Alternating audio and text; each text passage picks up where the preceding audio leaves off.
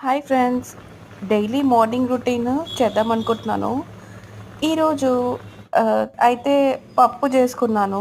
నాలాగే జాబ్ చేసుకుంటూ వంట చేసుకునే వాళ్ళు ఎవరన్నా ఉంటే కామెంట్ చేయండి. ఎలా మేనేజ్ చేస్తారో తెలీదు కానీ నాకు చాలా కష్టంగానే ఉంటుంది.